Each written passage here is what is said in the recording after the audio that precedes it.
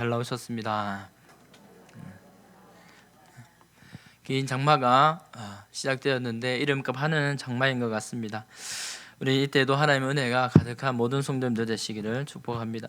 이 시간에 그리스도를 주로 삼아라는 제목으로 말씀을 전하겠습니다. 우리 믿는 그리스도인들은 이미 그 마음 가운데 예수님을 모신 자들입니다.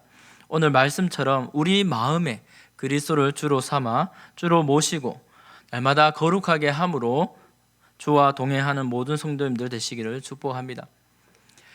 베드로전서를 한마디로 요약하며 이렇게 말씀드릴 수 있습니다. 고난 가운데 성도가 붙잡아야 할 산 소망. 이 말씀은 우리 목사님께서도 또 일전에 말씀을 전하신 말씀입니다. 우리가 붙잡아야 할 산 소망을 베드로 사도는 우리에게 전해주고 있습니다. 오늘 본문의 말씀을 통해서 진정한 소망 대신 예수 그리스도를 다시 한번 확인하고 주님을 우리 마음의 주인으로 삼아 그 주님을 확신 있게 붙잡고 나아가는 모든 성도님들 되시기를 소망합니다. 첫 번째, 고난 가운데 붙잡아야 할 것이 무엇인가? 주후 64년경에 베드로 사도는 이 베드로전서 서신서를 기록했습니다. 예수님의 수제자인 사도 베드로는 네로 황제의 이 대박해 시기에 함께 고난을 감수하며 소아시아에 흩어진 교회와 성도들에게 이 서신서 말씀을 보내었습니다. 왜 보내었습니까? 바로 박해를 앞두고 있고 또한 박해와 어려움 가운데 있는 성도들에게 하나님의 위로의 메시지를 전하기 위함입니다. 그래서 베드로 전서에 보면 고난이라는 단어가 최소 15번 이상 반복되고 있습니다. 이처럼 로마의 네로 박해 가운데 또한 장차 있을 고난을 당할 이 성도들에게 두려워하고 근심이 아니라 하나님의 위로가 있음을 기억하라고 편지를 보내고 있습니다. 그들이 흩어져 있는 곳은 소아시아, 지금의 터키 지역, 본도와 갈라디아, 갑바도기와 아시아 같은 또 비두니아 같은 그런 나그네들이었습니다. 흩어져 있는 나그네 같은 그들의 이 믿음도 소망도 또한 흩어질 수 있기에 그런 위기에 놓여 있기 때문에 사도 바울이 편지를 보내고 있습니다. 밖으로는 고난과 안으로는 두려움과 같은 이 풍전등화와 같은 교회의 운명에 놓여 있었습니다. 그들은 근심으로 연약해졌고 견디기 힘든 시간을 지나가게 되었습니다. 생각해보면 그들은 당시에 주류가 아닙니다. 예수님을 믿는 교회와 성도는 소수였고 소외 계층이었습니다.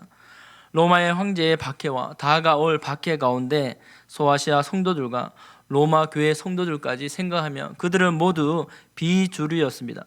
오늘날 우리나라에서 이 기독교는 4대 종교 중에 하나로 그나마 무시할 수 없는 영향력이 있습니다. 그러나 우리가 또한 경계해야 할 것은 우리 믿는 믿음이 종교화되는 것은 경계해야 합니다. 비록 요즘 세태와 사회 속에서 그리스도인의 입지가 믿는 자의 교회가 나름 시험받고 있습니다만 초대 교회보다는 아직까지 마음껏 신앙을 지킬 수 있습니다. 그러므로 베드로도 이 고난 가운데 있는 성도와 교회들에게 그들을 나그네라고 부르고 있습니다. 파라피데모스라고 하고 영어로는 필그림이라고 합니다. 당시 성도들은 고난 가운데 있지만 이 땅과 또한 고난이 최종 목적지가 아닌 그들의 신분이 영적인 순례자임을 베드로는 이렇게 파라피데모스라고 전해주고 있습니다. 파라피데모스, 이 말을 문자적으로 보면 다른 사람의 집에 함께 사는 그런 타국인이라고 우리가 알 수 있습니다. 우리 식으로 보면 얹혀 사는 이방인들입니다. 당시의 성도들의 신분이 바로 이와 같았습니다. 바로 나그네 신분입니다. 나그네 처지입니다. 마치 구약의 이집트 그 사람들 사이에서 타국인으로 살았던 이스라엘 백성처럼 이방인의 처지입니다. 유대인, 헬라인 할 것 없이 예수를 믿기 때문에 그 이유 하나만으로 원주민들로부터 로마 사람들로부터 이교도 취급받았습니다. 초대교회 성도들은 하나님 앞에서 어떤 자들입니까? 바로 예수 그리스도의 보혈로 피 뿌려 택하심을 받은 자들이었습니다. 하지만 그들은 그 사회 속에서 가장 천대를 받는 계층으로 취급받습니다. 그러므로 결혼이나 소유나 재산이나 투표나 또한 심지어 모든 사회적 활동에 일정한 제한을 받을 수밖에 없었습니다. 세금 또한 더 높게 부과받고 차별을 받게 되었을 뿐만 아니라 형벌을 받게 되면 더 가혹하게 받았다고 기록에 나옵니다. 그리스도인들의 모임은 지역적인 뿌리도 없고 이 민족적, 언어적, 문화적 정치가 다릅니다. 단지 그들의 동일한 믿음의 도를 가졌기 때문에 그것만으로 인해서 사람들에게 두려움과 불신의 대상이 되었습니다. 그러므로 그들은 소외와 박해를 받고 비방과 차별과 착취를 당한 것입니다. 사랑하는 성도 여러분, 이 사도 베드로가 나그네라고 부른 것이 듣기 좋게 부른 것이 아닙니다. 실제로 로마의 황제의 그런 종교 박해와 또한 같이 살고 있는 이웃들로부터 사람들로부터 모함을 당하고 수치를 당하였습니다. 그들이 선행을 하여도 예수님의 이름으로 욕을 당하고 비웃음을 당하게 된 것입니다. 그런 가운데 사도 바울은 소망을 주고 있습니다. 그들이 이 땅에서 소망 없는 나그네로 끝날 것이 아니라 바로 하늘의 유업을 이을 예비 상속자임을 확신 있게 설교해 주고 있습니다. 소망 없는 나그네 아닙니다. 소망 있는 나그네입니다. 베드로의 설교가 이처럼 벅찬 확신과 소망으로 다가올 수 있는 것은 바로 베드로 또한 예수 그리스도의 십자가 고난을 그도 목격하고 부활하신 예수님께 다시 충성을 맹세했기 때문입니다.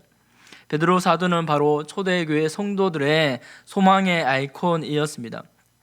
앞장서서 교회를 이끌어간 장본입니다. 그러므로 담대하게 주님의 고난을 따라가자고 하나하나 지려밟고 그리스도를 따라가자고 권면하고 있습니다. 베드로전서 2장 21절 말씀입니다. 이를 위하여 너희가 부르심을 받았으니 그리스도도 너희를 위하여 고난을 받으사 너희에게 본을 끼쳐 그 자취를 따라오게 하려 하셨느니라. 아멘. 예수 그가 가신 길, 우리 예수님이 가신 그 길이 고난의 길이어도 예수님께서 앞서 가셨기 때문에 그 길이 생명의 길인 줄 믿고 따라오라고 하는 것입니다. 우리 중고등부 선생님들과 아이들과 함께 나눈 내용이 있습니다. 바로 유대인들에 대한 내용입니다. 이와 같습니다. 현대 유대인들과 역사적으로 이스라엘 백성들은 그들 공동체에서 랍비의 말을 200% 신뢰합니다. 그들이 떠받들고 있는 장로들의 율법인 미시나나 또한 탈무드가 있는데 그것을 해석해 주는 랍비의 말을 무척이나 신뢰합니다. 만약 랍비가 백성들에게 무엇을 가르치면 그것을 그저 믿고 따르게 됩니다. 문제는 이 랍비는 메시아가 아직 오지 않았다고 믿습니다. 신약을 인정하지 않습니다. 구약만을 인정하고 오신 예수님을 메시아로 받아들이지 않습니다.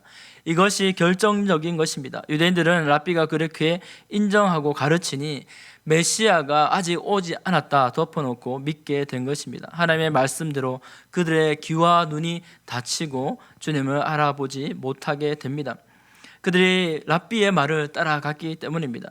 과연 우리는 어떠해야 합니까? 예수님이 가신 그 길이라면 고난의 길이라 하더라도 예수님이 먼저 가셨기에 예수님이 말씀하신 길이기에 우리도 따라갈 수 있기를 바랍니다. 오늘날 우리가 이 고난을 어떻게 정의해야 할까요? 우리의 삶 가운데 예수님 때문에, 예수님을 위하여 주님의 이름 때문에 욕을 듣는 것, 또 교회에 다닌다고 그것 때문에 또한 애매한 차별을 당하는 것이 있습니까? 때론 심지어 가족 중에서도 종교와 신앙이 달라 박해를 당하고 여전히 애매한 수치와 박해를 당하는 분도 계실 것입니다. 우리는 고난에 상응하는 이유와 아픔을 다 헤아릴 수 없습니다. 그러나 의를 위하여 고난받을 때 그것이 복이 있다고 베드로 사도는 가르쳐 주고 있습니다. 오늘 본문 14절에서 보면 의를 위하여 고난을 받으면 복 있는 자니라고 말씀해 주고 있습니다. 고난의 넓이와 모든 모습과 그런 무거움을 모두 다 다르고 또한 여러 가지 상황이 있지만 이 고난 때문에 좌절하거나 두려워하거나 근심하지 말라라고 권면하고 있습니다. 때로는 우리가 당하는 크고 작은 고난이 있습니다. 그 작은 고난을 통해서 우리가 주님 앞에 나아가지 못할까요? 만약 그러한 고난이 있어서 우리가 하나님 앞에 서지 못하게 합니까? 그렇지는 않습니다. 그 고난이 우리의 마음을 먼저 흔듭니다. 우리의 마음에 있는 믿음의 시련을 줍니다. 마음을 아프게 하고 상하게 하여 우리의 정체성을 흔들게 합니다. 두려워하고 근심하게 합니다. 오늘 우리가 질병과 또한 모든 죽고 사는 환경 가운데 있지만 신불신, 믿든지 아니 믿든지 모든 사람이 위협 가운데 놓여 있습니다. 이럴 때 우리는 어떻게 선택해야 합니까? 교회적으로도 세상으로부터 이 공동체성을 위협받고 있는 시대에 있습니다. 또는 개인적으로는 어떻습니까? 어떤 믿음의 고난 때문에 두렵거나 근심 가운데 있지는 않습니까?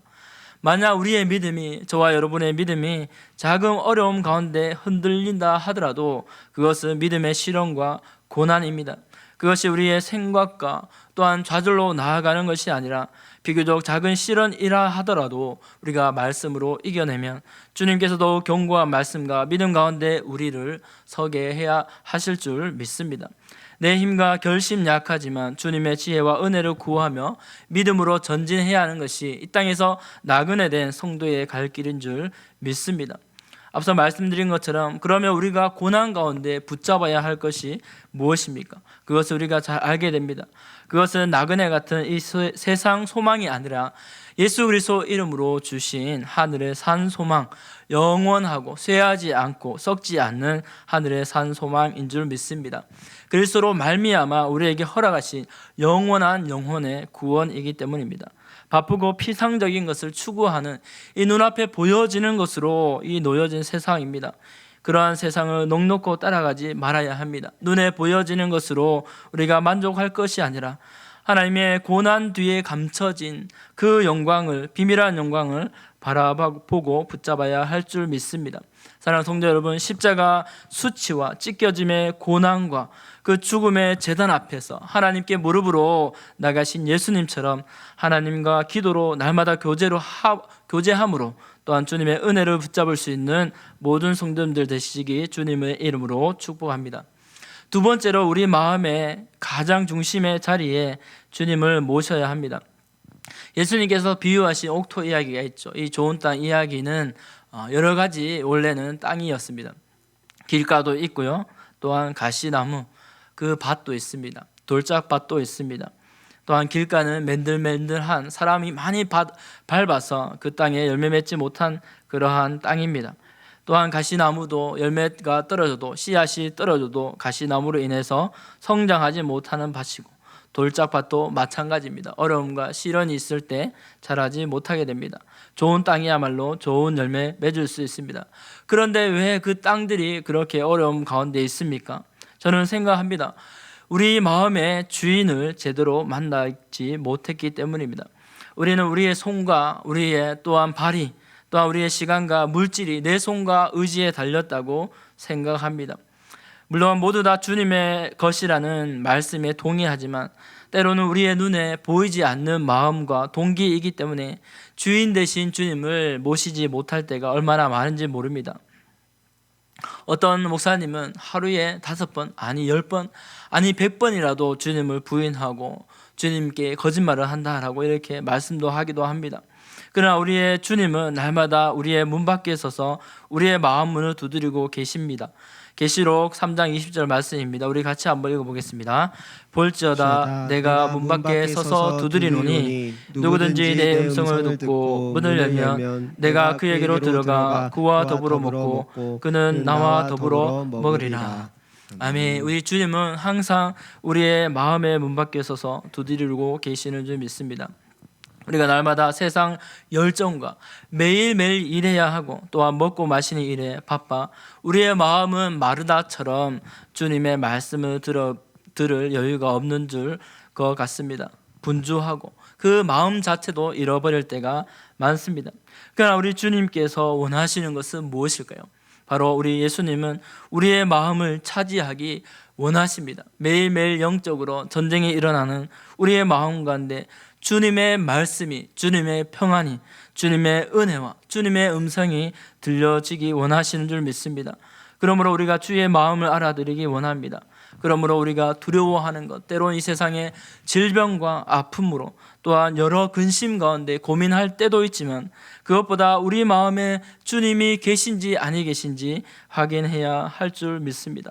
왜냐하면 이 세상은 나그네 같은 삶이기 때문입니다. 일과 사역에 또한 예배 드리는 그런 행위에 쫓길 것이 아니라 우리의 마음에 예수 그리스도를 모시고 있는지, 우리가 그분 앞에, 하나님 앞에 가장 낮은 자세로 우리의 마음에 가장 높은 것을 드릴 수 있는 저와 여러분이 되시기를 주님의 이름으로 축복합니다.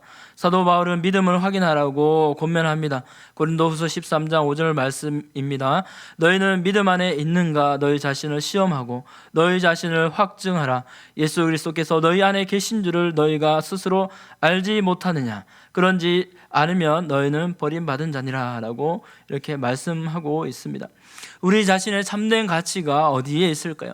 우리가 예수 안에 있는가 아닌가, 그분을 주로 모시고 있는가 아닌가 하는 것입니다. 이 세상에 안정된 물질과 재산과 믿을 만한 사람과 보장된 미래가 우리에게 있습니까? 주님은 우리를 주목하고 계시는 것이 바로 우리의 심령에 예수님으로 만족하고 예수님을 모시고 있는가라고 하는 줄 믿습니다. 오늘 본문의 말씀에 너희 마음에 그리스도를 주로 삼아, 너희 마음에 그리스도를 주로 삼아라고 했습니다. 한창 박해와 또한 환경의 어려움으로 우리의 마음이 뺏길 수 있습니다. 두려움에, 근심에, 걱정에. 그러나 예수님의 그 은혜를 가지고, 말씀을 가지고 우리 마음에 예수가 있게 하라라고 사도 베드로는 말씀해주고 있는 것입니다. 이것이 또한 오늘을 살아가는 우리 그리스도인들이 가져야 할 현재 진행형의 믿음이 될 줄 믿습니다. 주로 모신다고 하는 것이 뭡니까? 주로 모신다는 것, 바로 퀴리오스라고 하는 이 주로 한다는 것은, 주로 모시는 것은 내가 그분의 소유임을 인정하는 것입니다. 또한 그러함으로 그분이 나의 보호자임을 뜻하고 있습니다. 이렇게 예수님을 우리 마음 가운데 주님으로 모실 때, 그분이 우리 마음 가운데 오셔서 주로 오셔서 우리를 소유로 삼으시고 안전하게 보호해 주실 줄 믿습니다.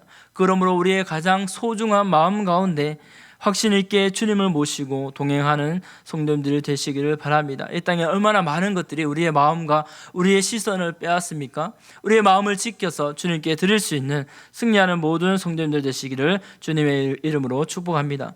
마지막으로 소망을 묻는 자에게 대답할 것이 있게 하라라고 말씀하고 있습니다. 제가 설렁탕도 좋아합니다. 진한 설렁탕을 먹기 위해서 이 가게에서는 아주 육수를 오랫동안 우려내는 것으로 알고 있습니다. 이 설렁탕처럼 진한 육수처럼 우리 예수님을 마음의 중심에 모시고 날마다 말씀과 기도로 주님 앞에 구별되어 나아가는, 교제하는 복된 삶이 이 땅에서 실천되어야 됩니다. 그리고 그 소망이 그리스도에 속한 선한 양심과 선한 행위로 겉으로 나타나야 할 줄 믿습니다. 그러한 삶이, 그렇게 자연스럽게 흘러나오는 삶이 저와 여러분에게 하나님께서 말씀하신 우리의 복된 삶인 줄 믿습니다. 왜 그렇습니까? 그것이야말로 참된 영생의 소망을 가진 주님의 자녀들의 모습이기 때문입니다. 안으로는 주님을 모시는 담백한 삶을 살고 밖으로는 우리의 소망을 고백할, 말할 준비를 해야 합니다. 본문 말씀처럼 너희 속에 있는 소망, 그 소망에 관한 이유를 묻는 자에게 항상 대답할 것을 항상 준비하되 온유와 두려움으로 하고 라고 했습니다. 이 종교에 있어서 사람들은 어떤 종교라도 자신들이 원하는 부와 재물과 일확천금을 꿈꾸고 그것을 구합니다. 그래서 사람들이 보면 우리가 믿는 이 그리스도, 이 복음에 대해서도 어떻게 궁금해 할 수 있지만 우리가 어떻게 잘 사는지 못 사는지는 크게 관심이 없는 듯 합니다. 그들은 잘은 알지 못하지만 그들은 우리가 그들과 다른 것을 지켜봅니다. 다시 말해서 그들이 진실로 우리에게 관심을 가지는 것은 바로 우리가 믿는 소망에 관한 것입니다. 제가 고등학생일 때 어울리는 친구들이 있었는데 대부분 믿지 않은 친구들이었습니다. 학교를 마치면 같이 운동도 하고 재미있는 얘기도 했습니다. 점심시간에 그 친구 하나가 제게 예수님에 대해, 교회에 대해서 물어봤습니다. 교회 다니면 재밌나? 예수님 믿으면 좋나? 라고 물어봅니다. 그것이 항상 기억에 남습니다. 저는 곧바로 그에게 성경과 예수님에 대해서 말해 주었습니다. 우리가 복음의 열정과 기쁨으로 살면 그 빛이 우리 얼굴에 나타나게 되는 줄 믿습니다. 새벽마다 출애굽기를 보게 되는데 이 모세는 시내산에서 하나님의 영광 가운데 말씀을 받을 때에 그 얼굴이 자기는 알지 못하게 빛으로 가득하게 빛나게 되었습니다. 백성들 가운데 그 얼굴을 수건으로 가렸습니다. 우리 성도들에게는 이 세상과 다른 예수님의 빛이, 그 영광의 빛이 있습니다. 영원한 생명 되신 예수 그리스도의 빛이 우리 가운데 나타나기 때문입니다. 이 땅에서 주님의 선한 양심과 모습으로, 또한 때론 믿음으로 말미암아 수치와 고난이 있을 때에도 사람들은 우리 가운데 있는 그 영광을 지켜봅니다. 그리고 언젠가 우리에게 물어오든지, 아니면 성령께서 역사하셔서 주님께 그들이 나오든지 그들에게 구원의 문과 기회가 열리게 될 것입니다. 그러므로 항상 소망에 관한 이유를 묻는 자에게 대답할 이 복음을 준비해야 될 줄 믿습니다. 대구 땅에도 이렇게 보면 한번 물어보십시오. 예수님을 아십니까? 교회를 아십니까? 그 복음을 한번 들어보셨습니까? 라고 물어보면 정확하게 정말 한번 제대로 들어보지 못한 자들도 많이 있을 것입니다.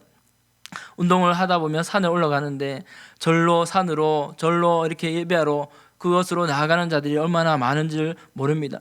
그들이 예수님의 복음을 듣지도 못하고 그 우상에 빠져 그들에게 절하고 있습니다.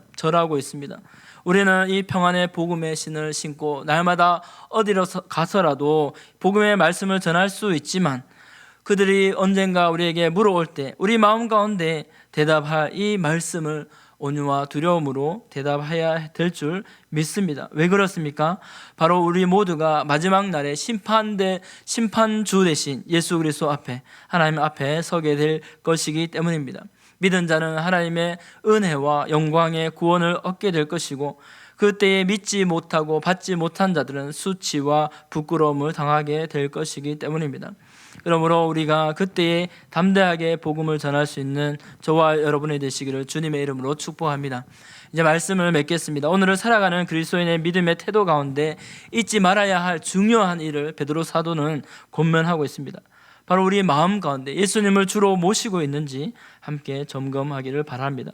베드로는 앞서 이 소망을 굳건하게 붙들고 예수님을 확신하라고 말씀하였습니다. 이전에 그는 어부였고 사람 냄새나는 사람, 이리저리 좌충우돌하는 자였습니다. 그러나 이제는 그런 베드로가 아닙니다. 그 마음에 은혜의 주를 모시고 마음의 든든한 반석으로 쓰임 받는 자가 되었습니다. 우리 또한 예수 그리스도를 우리 마음 가운데 모시고 확신하며 거룩한 하나님 나라의 나그네로 믿음으로 한 걸음씩 나아갈 수 있기를 주님의 이름으로 축복합니다. 그때 성령 하나님께서 우리와 함께하여 주시고 예수님의 고난을 따라 생명으로 나아가는 우리 가운데 주님께서 함께하여 주실 줄 믿습니다. 그 주님을 모심으로 날마다 주님 오심을 예비하고 이웃들에게도 복음의 소망을 전하여 주는 부름받은 모든 성도님들 되시기를 주님의 이름으로 축복합니다. 기도하겠습니다.